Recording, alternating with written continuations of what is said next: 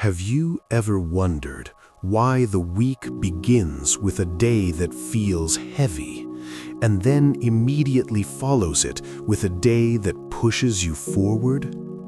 That pattern isn't random. It comes from history, observation, and myth. And understanding it changes how you see the days of the week entirely.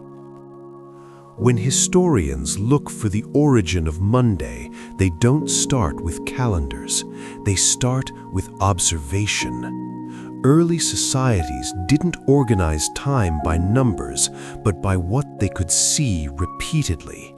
And nothing repeated more reliably than the moon. It disappeared, returned, changed shape, and repeated the cycle. That repetition mattered, therefore it was given a name.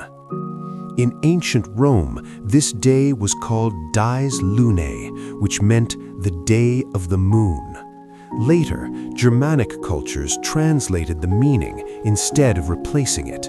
In Old English, it became Mōnandæg. Not a new idea or a new concept, just a new language. Eventually, that word softened, shortened, and stabilized into what we now call Monday.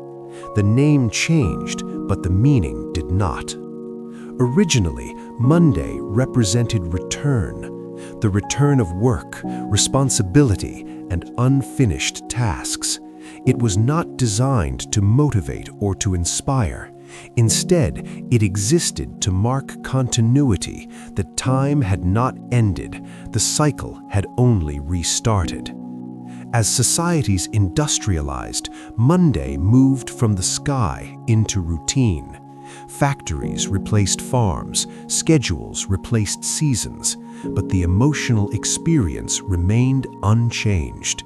Even today, Monday still signals resumption. It tells people, without words, that rest has expired and continuation is required. That is why Monday feels heavy across various cultures. Not because modern life made it so, but because its original purpose never disappeared. Bill Gates once said, "Most people overestimate what they can do in a day and underestimate what they can do in a year." Monday is that lesson, a day reminding us that progress happens through return and not by escape. If understanding something as ordinary as Monday this way surprises you, then consider subscribing and liking this video, because the rest of the week becomes even more revealing. But history shows something interesting.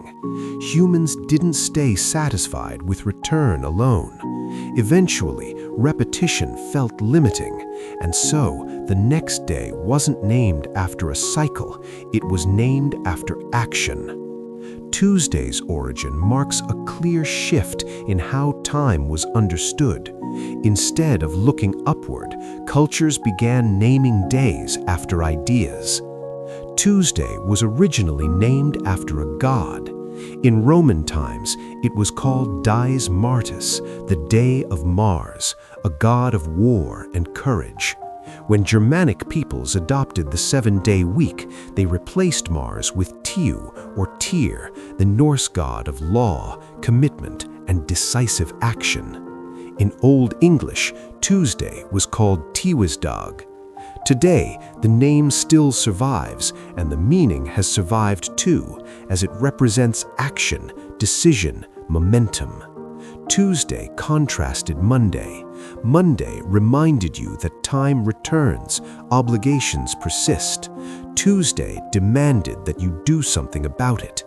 Ancient people may have prepared for journeyings, settled disputes, or sharpened weapons. Today, we meet deadlines, make important choices, or take decisive steps in projects.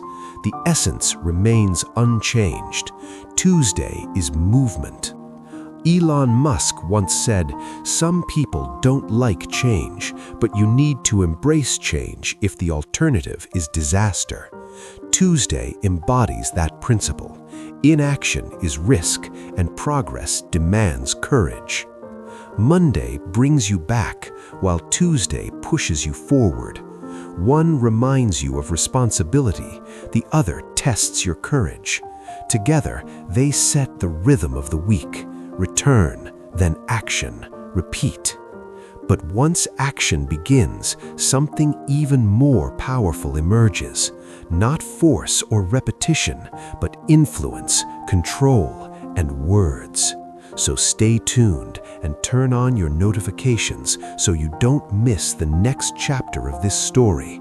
Because when you understand how the rest of the week was shaped, you'll never see the days the same way again.